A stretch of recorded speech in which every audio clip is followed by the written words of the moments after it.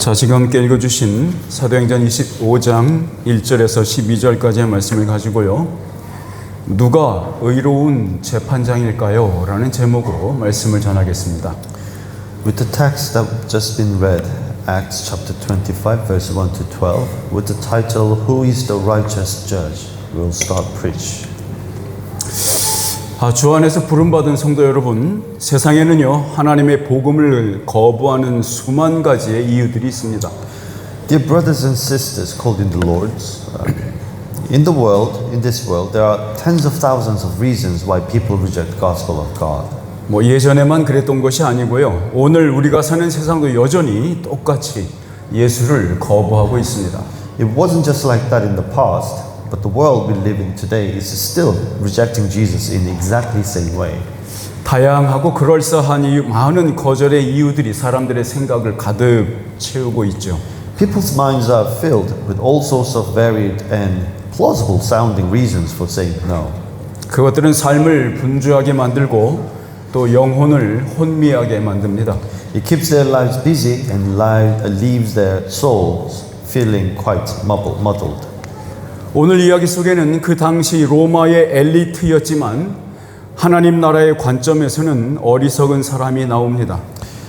In today's story, we have a man who was part of Roman elite back then, but from a perspective of God's kingdom, he was actually quite foolish.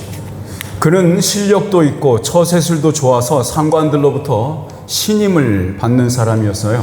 He was capable and good at navigating social situations. So his superior really trusted him. 세상에서는 높은 자리에 오를 만큼 성공한 사람이었고 많은 사람들의 존경을 받는 사람이었습니다. In the eyes of the world, he was a successful man who claimed to be a high position and earned a lot of respect. 로마의 문명인을 대표하는 모델과 같은 사람이라고 볼 수 있죠. He was like a perfect model of a civilized Roman citizen. 그런데 본문에서 누가는 이 사람에 대해서 뭐라고 말하고 싶은 걸까요? But in Luke's gospel, what is he really trying to say? 이 세상에는요 실수하는 것을 두려워하는 사람들이 꽤 많습니다. There are quite a few people in this world who are terrified of making mistakes. 이런 성향의 사람들은 골치 아플 것 같은 일을 만날 때마다 주로 회피하는 것을 선택합니다. People with this kind of personality usually choose to avoid things that look like they might become a bit of a headache. 그런데 문제가 뭔지 아십니까? But do you know what the problem is? 이러한 인간적인 지혜는 하나님에 대해서 무관심하고 하나님에 대해서 전혀 구미가 당기지 않는다는 겁니다. This sort of human wisdom is completely indifferent to God and doesn't find him appealing at all. 전문가의 함정에 빠진 거죠. They've fallen into the expert's trap. 오늘 본문의 이야기는 이 두 사람이 법정에서 격돌하는 이야기입니다. Today's text is a story about two people clashing in a courtroom. 한편은 당대에 인간들이 만들어낸 지혜의 산물이었던 그 로마의 법정에서 재판장으로 앉아있는 로마의 총독 베스도가 있죠. On one side, we have Festus, the Roman governor, sitting as the judge in the Roman court, which was seen as the pinnacle of human wisdom at that time. 또 다른 한편에는 그 하나님의 지혜인 복음을 들고 서서 세상의 법정에 피고로 서 있는 바울이 있습니다. And on the other side, we have Paul, standing as the defendant in the worldly court, carrying the gospel, the true wisdom of God. 자, 여러분은 어떤 성향에 어떤 편에 계십니까? So, what kind of people, what kind of characteristics do you hold? 분주한 일상 때문에 예수님을 생각할 겨를도 없거나 아니면 예수님을 생각하는 것이 시간 낭비처럼 느껴져서 아예 신경을 쓰지 않고 계시나요? Are you so busy with daily life that you don't have moments to think about Jesus? Or do you just ignore him because it feels like a waste of time? 그것도 아니면 고민해야 할 것 같기도 하고 마음이 아플 것 같기도 하고 혹은 이제까지는 깨끗하게 살아왔는데 자신의 더러움에 직면한다는 것을 견딜 수 없을 것 같아서 예수님을 직면하시는 상황을 피하고 계십니까? Or perhaps you avoid facing Jesus because you think it'll make you worry, or it'll be painful, or maybe because you lived a clean life so far and can't bear to face your own flaws. 그래서 여러분은 그런 상황을 회피하고 우회하여 돌아가는 길을 선택하는 것을 원하십니까? So is that why you want to avoid those situations and take the long way around instead? 사랑하는 여러분, 죄인들에게 가장 큰 축복이 무엇인지 아십니까? Dear my friends, do you know what is the greatest blessing is for the sinners? 그것은 복음이 명확하게 선포되는 그 자리에 앉아 있는 겁니다. It's simply being in the place where the gospel is being clearly proclaimed. 자, 오늘 우리는 이 독자로서 이 법정을 참관하고 있는 사람들입니다. As readers, we are ones observing this courtroom trial today. 자, 누가를 통해서 성령님께서 우리에게 주시는 그 안목으로 이 법정에 주목해 보시면 좋겠습니다. I hope you'll take a good look at this court through the eyes of the Holy Spirit gives us to look. 지금 이 법정이 우리의 영혼 안에서 열리고 있다는 사실을 외면하지 않으시기를 주님의 이름으로 축원합니다. I pray in the name of the Lord Jesus that you won't ignore the fact that this very court is being held right now within our own souls. 아멘. Amen. 자, 베스도가 오기 전에 그 총독으로 일하던 벨릭스가 로마 황제 네로의 소환 명령을 받게 된 뒷이야기가 있습니다. There's a bit of a backstory about why Felix was summoned by Roman Emperor Nero. 이 벨릭스는 표독스럽고 잔인한 성품으로 인해서 임기 동안 유대인들뿐만이 아니라 로마인들의 지지도 얻지 못했습니다. The previous governor, Felix, was so harsh and cruel that he didn't have the support of either the Jews or the Romans during his time in office. 왜냐하면 이 벨릭스가 유대를 다스리는 그 동안에는 수많은 살인 사건들이 끊이지 않았고 유대인들의 무력 저항도 계속되고 있었거든요. This was because while Felix was ruling Judea, there were endless murders and constant armed resistance.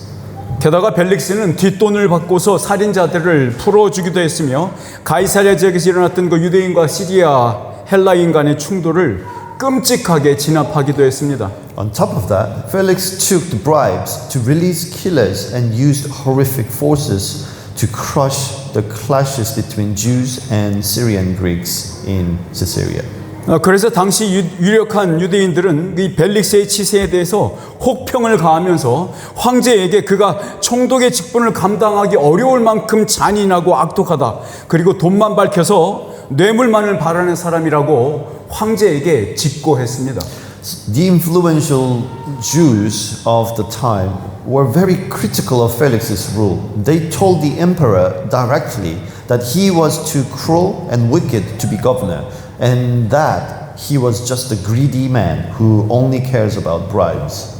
이러한 이유들로 인해서 황제 네로의 스승이었던 세네카는 온유한 성품의 법조인 출신으로 이 베스도를 새로운 총독으로 추천하게 됩니다. For these reasons, Seneca, who was the Emperor Nero's tutor, recommended Festus, a mild-mannered man with a legal background, as the new governor.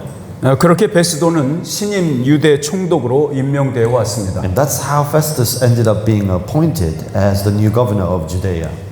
오늘 본문 이야기가 그리고 있는 이 베스도라는 사람은 벨릭스와는 정반대로 온순한 성품의 법을 전공했던 전문 행정가였습니다. The Festus we see in today's text is completely opposite of Felix. He's a gentle administrator who studied law. 그는 그의 부임 초기부터 이 벨릭스를 해고시켜야만 했던 그 이유를 없애고자 하는 것에 집중했습니다. He focuses on getting rid of the very reasons that led to Felix being sacked.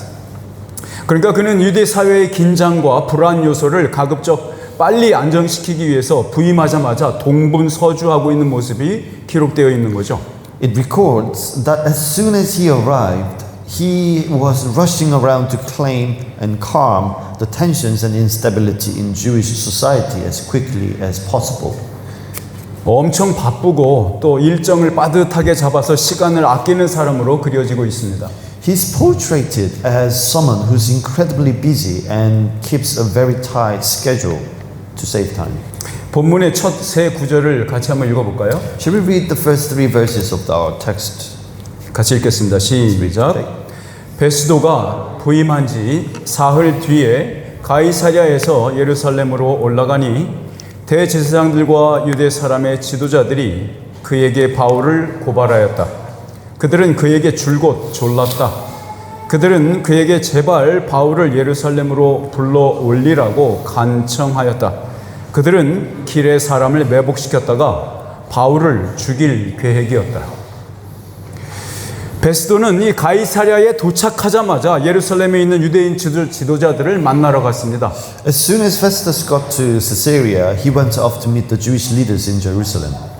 유대인 귀족 정치인들은 이 새로운 총독이 부임하는 바로 그 시기를 틈타서 민원을 해결해 달라고 요구했죠.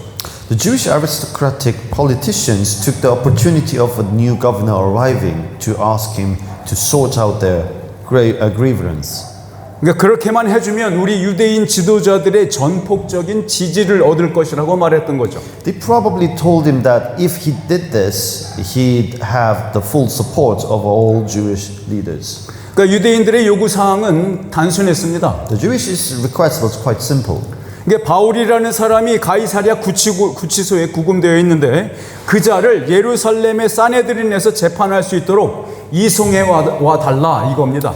A man called Paul was being held in detention center in Caesarea, and they wanted him to move him so he could be tried by the Sanhedrin in Jerusalem. 그 흥미로운 점은 이 유대인 정치인들과 암살자들이 벌써 바울을 어떻게 살해할 것인가에 대해서 약속이 다 돼 있었다는 겁니다. The interesting thing is that these Jewish politicians and assassins had already agreed on exactly how they were going to kill Paul. 지난번에도 습격을 계획하고 죽이려다가 실패했던 적이 있었죠. Do you remember how they planned an attack and they tried to kill him before but failed? 그게 2년 전 일인데 이들은 아직도 포기하지 않고 있던 거죠. That was 2 years ago, and yet they still hadn't given up. 이러한 과거의 시도에 대해서 이 신임 총독인 베스도가 이미 알고 있었는지는 분명치 않지만 그는 매우 합리적인 답변을 내놓죠. Well, it's not clear that if the new governor Festus knew about these past attempts, but he gives a very sensible answer. 우리 본문 말씀 4절에서 6절 상반절까지만 같이 읽어볼게요. So let's read verse 4 to 6, the final part. 시작. 그러나 베스도는 바울이 가이사랴에 무사하게 감금되어 있다는 말과 자기도 곧 그리로 가겠다는 말을 한 다음에 그러니 만일 그 사람에게 무슨 잘못이 있거든 여러분 가운데서 유력한 사람들이 나와 함께 내려가서 그를 고발하시오 하고 말하였다. 베스도는 예루살렘에서 여드레인가 열흘인가를 지낸 뒤에 가이사랴로 내려가서 자, 이전 총독인 벨릭스와 신임 총독인 베스도는 무척이나 많이 다른 사람인 게 분명해요. It's crystal clear that Felix, the old governor, and Festus, the new one, were very different people. 그러니까 베스도는 이렇게 말하고 있는 셈이에요. So Festus was basically saying this. 아니 굳이 예루살렘에서 재판을 열 게 아니라 바울이 구금되어 있는 가이사랴에서 재판을 하는 게 여러모로 성가시지 않을 것 같습니다. There's no need to hold the trial in Jerusalem. It will be much less of a bother to just do it in Caesarea where Paul is being held. 고발할 것이 있는 사람들은 저와 함께 가시면 좋겠습니다. If any one of you have charges to bring, please come along with me. 이 베스도는 유대인들의 그 강력한 민원을 지혜롭게 처리하고 나서 그 지역과 업무를 파악하려고 열흘 정도 예루살렘에 머물었죠. After dealing with the Jews' intense grievance, quite wisely, Festus stayed in Jerusalem about 10 days to get handled on the area in his new deputies. 여기 이어지는 구절은 이 베스도라는 사람의 성격이 어떤지 재차 보여주고 있어요. The following verses show us once again what kind of character Festus had. 우리 사도행전 25장 6절 하반절에서 7절까지 같이 한번 읽어보겠습니다. Let's read Acts chapter 25 verse 6 to later part 7. 시작. 이튿날 재판석에 앉아서 바울을 데려오라고 명령하였다. 바울이 나타나자 예루살렘에서 내려온 유대 사람들이 그를 애워싸고 여러 가지 무거운 죄목을 걸어서 고발하였으나 증거를 대지 못하였다. 자, 베스도는 예루살렘에서 가이사랴로 이동하는 그 고된 일정에도 불구하고 바로 그 이튿날 곧장 재판을 시작하고 있죠. Despite the tiring journey from Jerusalem to Caesarea, Festus started the trial straight away the very next day. 자, 유력한 유대인들은 새로운 혐의를 입증할 만한 증거나 증인도 없는 상태임에도 바울을 중범죄인으로 몰아가고 있죠. 그 이유가 뭐죠? Why were these influential Jews trying to paint Paul as a serious criminal, even though he had no evidences or witnesses? 여러분, 그들이 이 바울을 바리새인 중 한 사람으로 여겼다면 이렇게까지 죽자고 덤벼들었을까요? If they'd just seen Paul as another Pharisee, would they really have gone after him this fiercely? 지금 유대 정치인들은 새로운 변호사를 대동하지도 않고 있고요. 또 새로운 고소장을 작성한 것도 아니었어요. The Jewish politician hadn't brought a new lawyer with them, or had they written a new indictment. 그러니까 2년 전에 작성했던 그 옛날 공소장을 그대로 들고 온 거예요. They just brought along the same old charges that they wrote 2 years ago. 네, 그들은 그저 사람 숫자로 밀어붙이면서 당장이라도 잡아먹을 듯이 덤벼들고 있죠. They were just trying to overwhelm him with their numbers, longing at him as if they were going to tear him apart. 여러분, 이 범죄 용의자를 신문하는 방법 중에 이 피의자로 하여금 숨쉴 만한 공간을 아예 빼앗아 버리는 기술이 있습니다. So in criminal interrogation. Yes, interrogation. There's a technique where you take away the suspect's personal space completely. 여러분은 알고 싶지 않으시겠지만 여러분, 이 상대방 가까이에 몸을 바싹 붙여서 주도권을 빼앗는 방법이 있어요. You probably doesn't want to know, but it's a way of taking control by getting right up in their faces. 그와 같이 유대인들은 몸으로 바울을 애워쌉니다. The Jews physically surrounded Paul just like that. 그러니까 고발과 성토가 계속 이어졌지만 들이댈 증거가 없던 그들은 그저 고함만 치고 있고 욕하며 달려들고 있었던 거죠. They kept accusing and shouting at him, but since they had no evidences to show, they were just yelling and throwing insults. 아니, 왜 도대체 이토록 유대인들은 바울을 죽이고 싶어서 안달이 거죠? Why do these Jews want Paul dead so much? 자, 유대 정치인들의 당면 과제가 이 바울이라는 존재 하나가 사라져야만 해결되는 어떤 것이라고 생각하지 않았다면 이렇게 행동하지는 않았을 텐데 말입니다. They wouldn't act like this unless they felt their current problems could only be solved if Paul simply ceased to exist. 자, 그러면 그들이 바울을 죽임으로써 없애고자 했던 것, 그것이 무엇이었을까요? Then what was it they were trying to get rid of by killing Paul? 똑같은 이유가 오늘날에도 그 여전히 타인을 죽이려는 동기로 작동하고 있나요? And is that same reason still driving people to try and destroy others even today? 사도행전 25장 19절 말씀을 볼 텐데요. 이 구절은 베스도가 파악했던 그 이유를 말해주고 있습니다. We're going to read Acts chapter 25 verse 19, and it describes the reason how he found out, he discovered. 같이 읽어보겠습니다. Let's read together. 시작. 그들이 그와 맞서서 싸우는 몇몇 문제점은 자기네의 종교와 또 예수라는 어떤 주군이에 관한 일인데 바울은 그가 살아있다고 주장하였습니다. 자, 유대인들은 예수가 죽었다가 다시 살아난 그 부활의 복음을 다시 죽이고 싶어가지고 다시 죽여서 그것을 다시 땅속에 파묻어 버리고 싶은 거예요. The Jews wanted to kill the gospel of resurrection, that Jesus died and came back to life all over again and bury it deep in the ground. 다시는 그런 그 부활이라는 소리가 사람들의 귀에 들리지 않도록 말입니다. They wanted to make sure no one ever hears that kind of a resurrection talk again. 아예 흔적조차 보이지 않도록 사람들의 기억에서 영원히 잊혀지도록 말입니다. They wanted every trace of it gone, so it would be forgotten forever. 바로 이 사람들이 예수를 로마의 법정에 넘겨주어 십자가형으로 처형되게 만든 자들이 아닙니까? Aren't these the very people who handed Jesus over to the Rome court to be executed on the cross? 자, 그런데 생각해 보세요. 이 자기 손으로 죽인 자가 다시 살아났다면 그들에게 이 사실이 어떤 의미가 되겠습니까?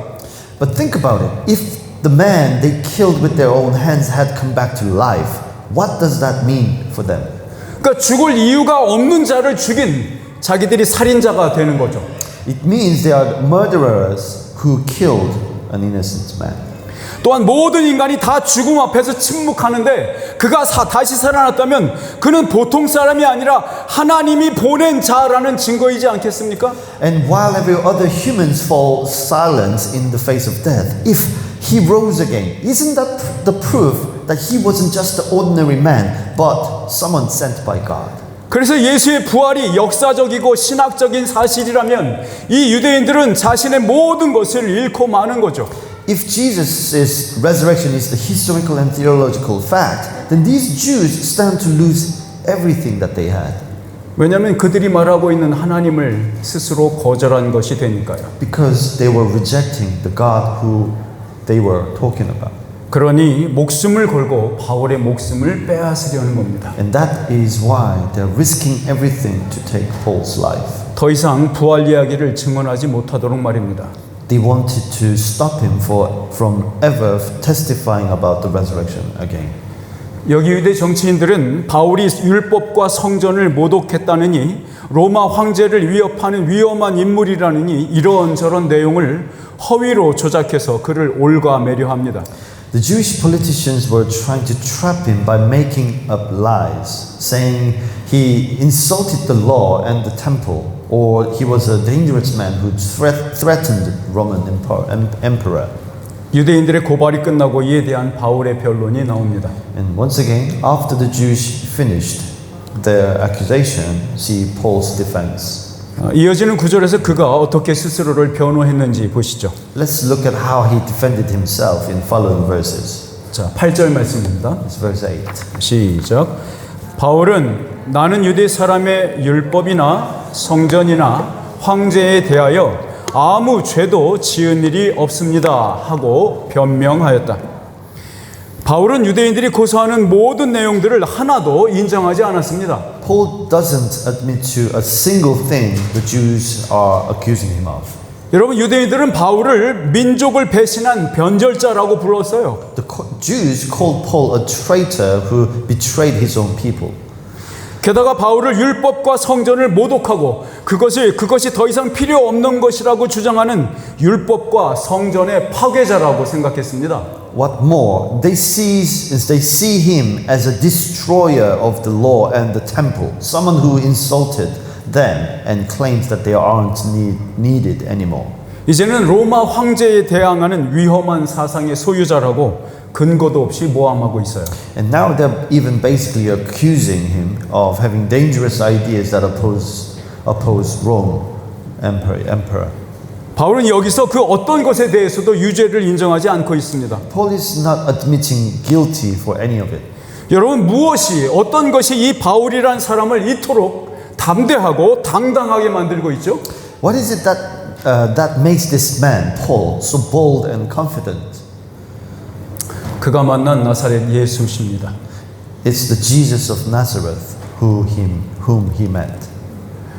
바울이 어려서부터 한평생 연구하고 공부해온 그 율법과 자기가 흘릴 수 있는 모든 땀으로 수고해서 일해온 그 성전의 진짜 주인을 만난 겁니다. He met the master of the law. He studied his whole life. Since he was a boy and the Lord of the temple he'd worked so hard for. 예수 그리스도 그분의 부활 속에서 율법이 완성되었고 그분이 친히 새 성전 되심으로 옛 성전의 목적이 성취되었으니까요. It's because the law was completed in his resurrection, and since he himself became the new temple, the purpose of the old ones were fulfilled. 당시의 로마인들은 황제, 즉 스스로 신이 되어 다스리는 통치 체제 속에서 살고 있었습니다. Romans at the time lived under a system where the emperor ruled as a self-proclaimed god. 그래서 황제를 거역하는 것이 죄였고 로마의 국가 체제에 대해서 항거하는 모든 행위들을 죄라고 여겼던 시대입니다. It was an era where defying the emperor was sin, and any act of resistance against the Roman state was considered as a crime. 그래서 바울은 로마 황제에게 어떤 죄를 짓지도 않았다고 주장하면서 스스로를 변호하고 있는 거예요. So Paul defended himself by insisting he hadn't committed any crimes against Roman emperor.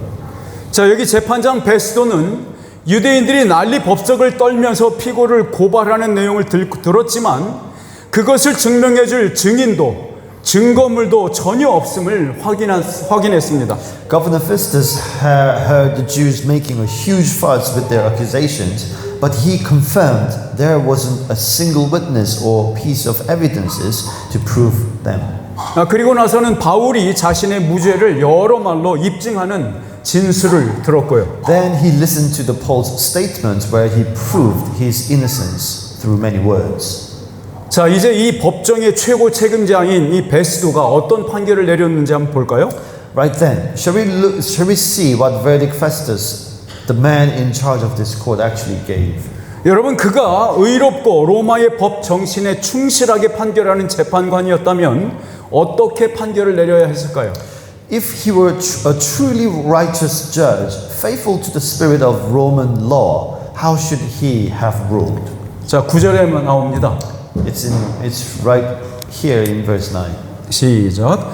그러나 베스도는 유대 사람의 환심을 사고자 하여 바울에게 묻기를 그대는 예루살렘으로 올라가서 이 사건에 대하여 내 앞에서 재판을 받고 싶지 않소 하였다. 여러분, 베스도는 이 바울의 케이스를 이용해서 유대인들의 지지를 얻고자 했습니다. Festus wanted to use Paul's case to win some support from the Jews. 어떤 한 사람의 피고인이 겪을 억울함이나 불의에 대해서는 무관심한 모습을 보이죠. He showed a complete lack of concern for the unfairness or injustice that the defendant might face. 여러분, 의로운 재판장이었다면 마땅히 불의한 자를 구속해서 형벌을 선고했어야 했음에도 그는 그저 자신의 정치적 입지를 돈독히 하는 데 도구로 사용하려는 마음뿐입니다. A righteous judge ought to have detained the unjust and passed sentences, but he only cared about using the situation as a tool to strengthen his own political positions. 여러분, 베스도는 이 케이스가 벌써 바울에게 무죄를 선고하고 바로 석방해야 하는 사안임을 이미 판단했음에도 정치적 이득을 선택하고 있는 거죠. Even though Festus had already judged that Paul was innocent and should be released, he chose personal gain based on political calculations instead. 여기 베스도의 제안은 아주 그럴싸하게 그리고 아주 정중하게 양해를 구하는 듯 보입니다. So the Festus' suggestion sounded very plausible and seemed quite polite, as if he were asking for Paul's understanding. 베스도는 아마도 유대인들의 음모에 대해서는 잘 몰랐던 것 같습니다. It seems Festus probably didn't know much about a Jew's plot. 그러니까 유대인들이 이 암살자들을 동원해 가지고 바울을 호송하는 일행을 습격하게 하려는 그 음모에 대해서는 아직 부임 초기라 파악하기 힘들었을 것으로 보입니다. Since it was early in his appointment, it would have been hard for him to know that the Jews were planning to use assassins to attack the group escorting Paul. 그렇지만 이 베스도가 그 음모에 대해서 미리 알았었더라도 그런 식으로 절대 유대인들에게 협조하지는 않았을 것으로 보입니다. But even if Festus had known about the plot, the assassin plot, he never would have cooperated with the Jews in that way. 자, 왜냐하면 그 베스도가 유대 총독으로 통치하는 2년 동안 치적 중에 하나가 바로 이 암살단, 즉 시카리당을 싹 쓸어버리는 일이었어요. Because one of his big achievements during his 2 years as a governor was actually wiping out those very assassins, the Sicarii. 이처럼 베스도는 합리적이고 이성적으로 일처리를 하는 사람인 것은 분명했지만 의로운 재판장은 아니었습니다. Festus was certainly a man who handled things rationally and logically, but he wasn't righteous judge. 지금 자신의 재판장으로 지금 스스로 해야 할 일을 예루살렘에 싸내들인 유대인들에게 그 공을 넘기려고 하는 제안임이 분명하니까요. It's clear his suggestion was just a way to pass the buck to the Jewish Sanhedrin in Jerusalem instead of doing his own job as a judge. 이 베스도의 교활한 제안에 바울이 어떻게 반응했을까요? How did Paul react to Festus's silly 우리 suggestion? 다음 구절을 보겠습니다. Let's look at the next verse. 10절에서 11절입니다. It's verse 10 to 11. 시작. 바울이 대답하였다. 나는 지금 황제의 법정에 서 있습니다. 나는 여기에서 재판을 받아야 합니다. 각하께서도 잘 아시는 대로 나는 유대 사람에게 조금도 잘못한 것이 없습니다. 만일 내가 나쁜 짓을 저질러서 사형을 받을 만한 무슨 일을 하였으면 죽는 것을 마다하지 않겠습니다. 그러나 나를 고발하는 이 사람들의 고발 내용에 아무런 근거가 없으면 어느 누구도 나를 그들에게 넘겨줄 수 없습니다. 나는 황제에게 상소합니다. 바울이 하는 말은 이겁니다. Well, Paul is saying this. 여러분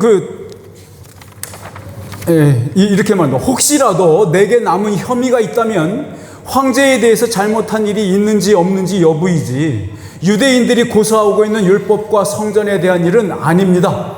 Paul is saying, if there are any charges left against me, it's about whether I've done anything wrong against the emperor, not about the law or the temple that Jews are complaining about. 만약에 베스도 당신이 로마의 재판장으로서 내가 황제에게 잘못한 일을 발견한 게 있다면 난 당신의 손에 죽어도 괜찮습니다. If you as a Roman judge have found that I've done something wrong against Caesar, then I'm perfectly fine with dying at your hand. 그러나 지금 당신이 나에게 제안하듯이 예루살렘에서 재판을 열어보자 하는 것에 대해서는 동의할 수 없어요. But I cannot agree to your suggestions of holding the trial in Jerusalem. 당신은 저들의 속내를 잘 몰라서 그런 것 같아요. I think it's because you don't quite understand what they are really up to. 아니 지금도 아무런 증거를 내놓지 못하고 있는데 예루살렘으로 가면 뭐 다를 게 뭐가 있겠습니까?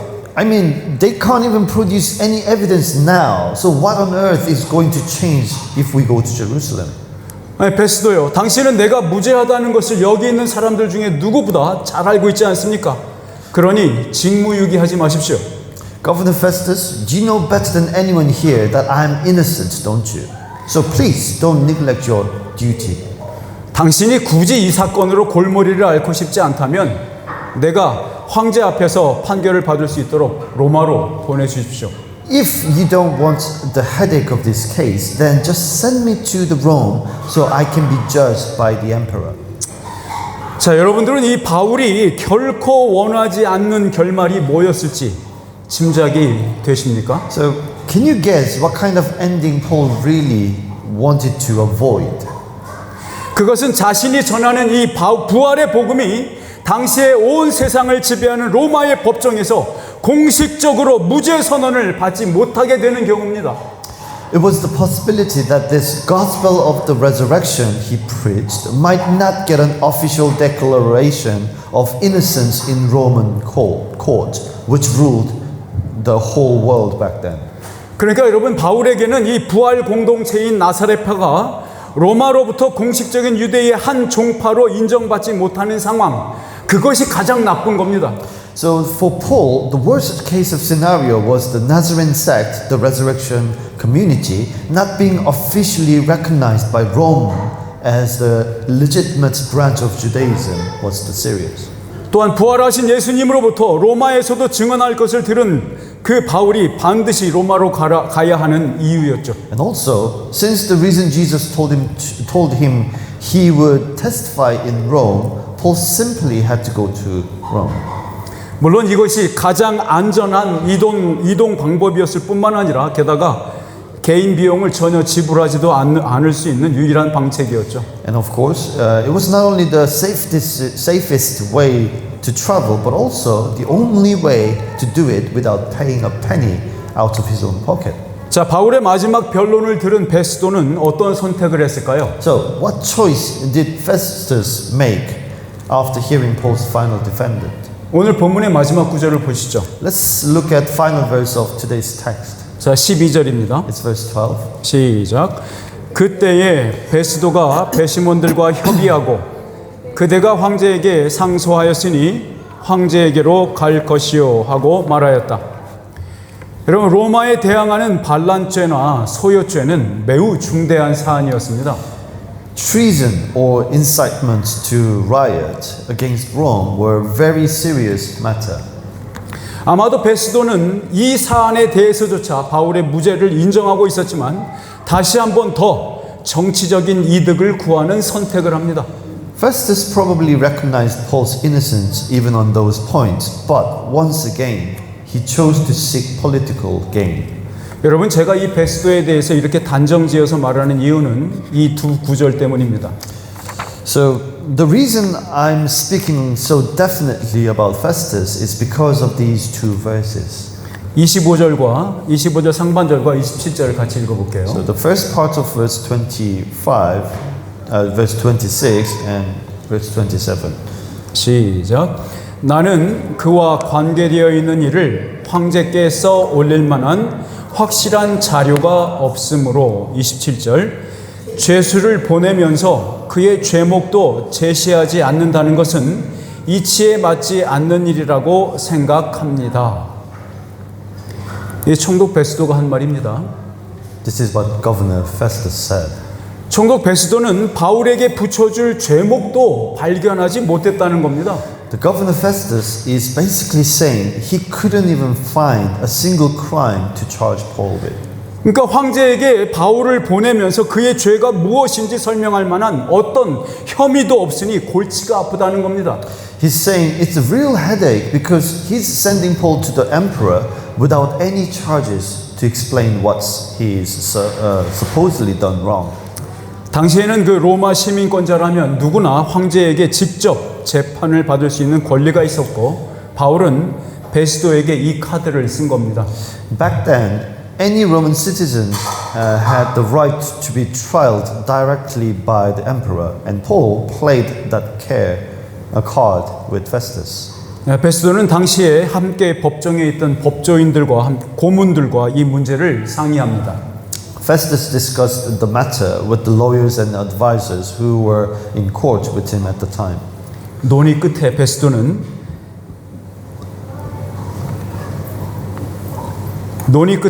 알턴이 갔던 이 바울 케이스에서 손을 털기로 결정합니다. So after some discussions, Festus decided to wash his hand off Paul's case, which had been like a nagging toothache to him. 손 안 대고 코 풀듯이 말입니다. Like getting a job done without lifting a finger. 자, 베스도는 공의로운 재판을 할 책임이 있는 자로서 다시 한번 정의 앞에 눈을 감아버렸죠. As the man responsible for conducting a fair trial, Festus once again closed his eyes to justice. 그래서 그는 의로운 재판장이 아닙니다. So that's why he's not a righteous judge.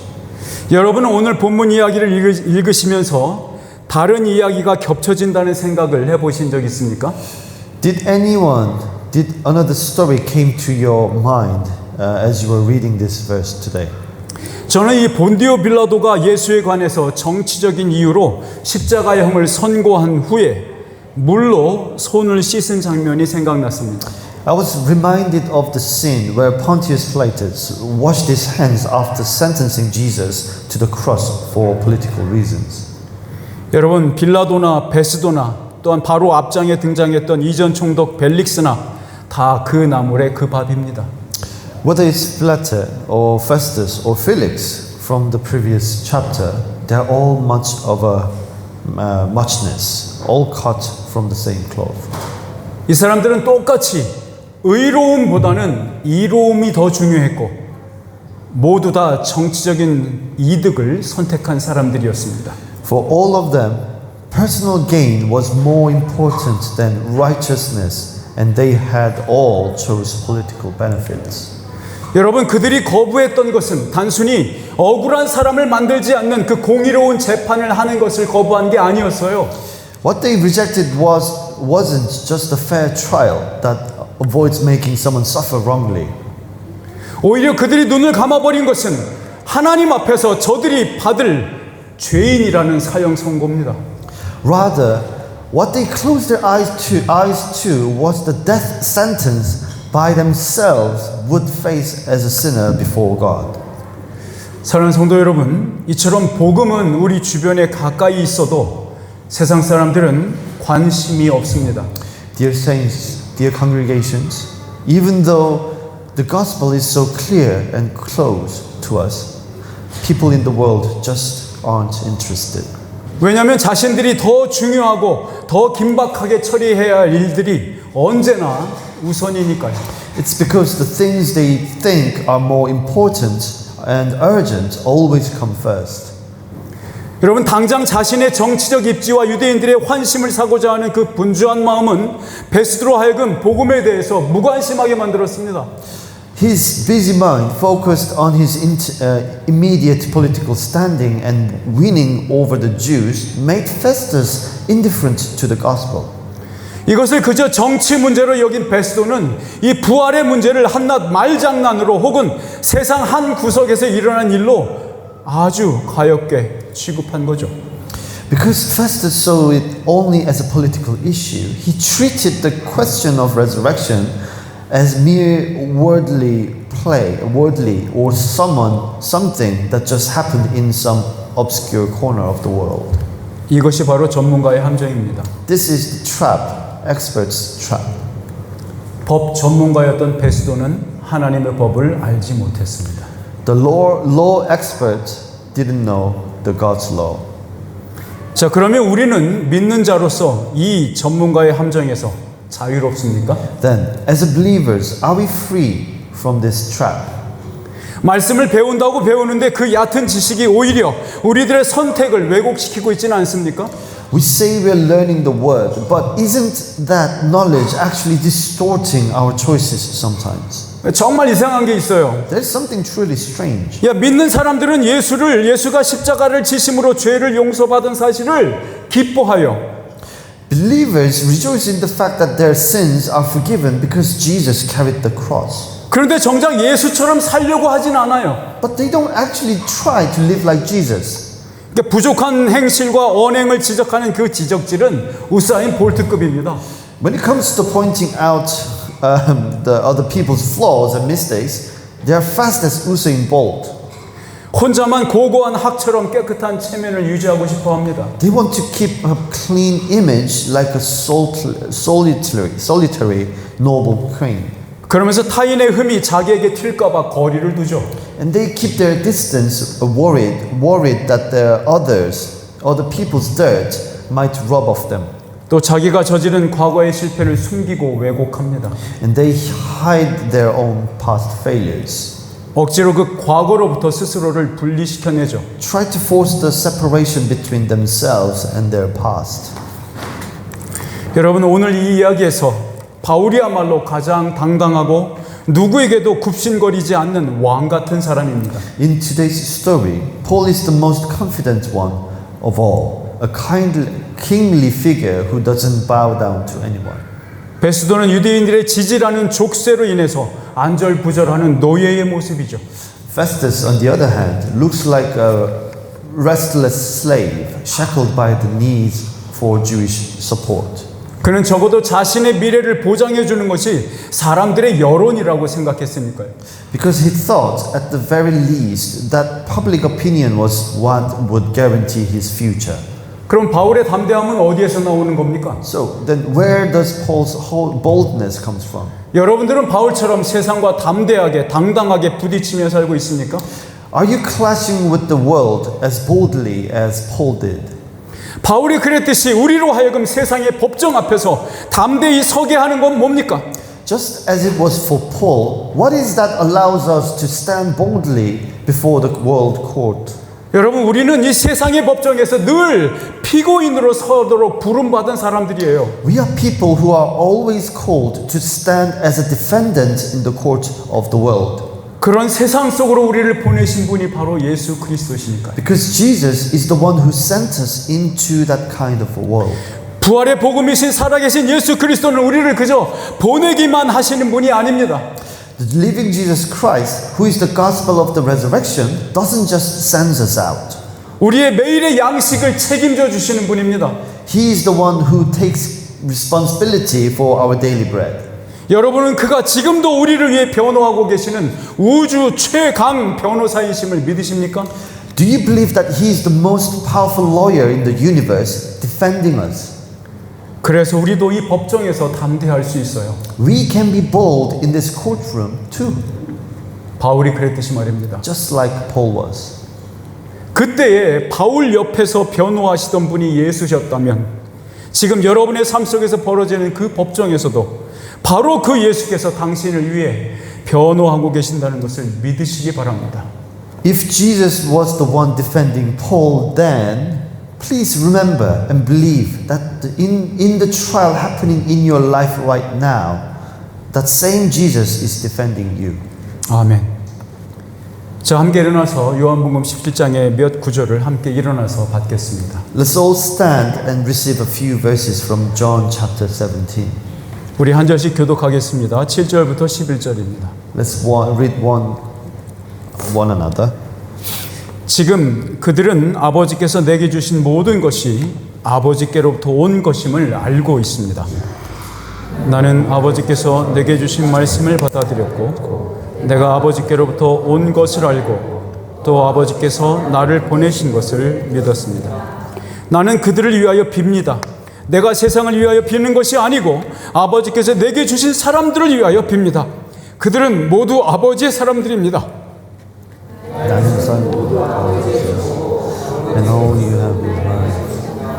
나는 그들로 말미암아 영광을 받았습니다. 함께 읽습니다. 나는 이제 더 이상 세상에 있지 않으나 그들은 세상에 있습니다. 나는 아버지께로 갑니다.